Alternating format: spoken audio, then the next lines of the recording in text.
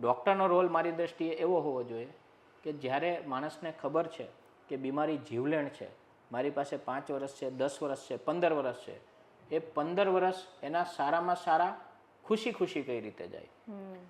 મારા પર્સનલ ઓપિનિયનમાં એ હોસ્પિટલમાં વારે ઘડીએ દાખલ થાય કે વારે ઘડીએ રીબાતે 15ના 16 વર્ષ થાય તો એ મારી દ્રષ્ટિએ, એ મારો પર્સનલ ઓપિનિયન છે, પણ મારી દ્રષ્ટિએ એ ડૉક્ટરનું મહત્ત્વ નથી.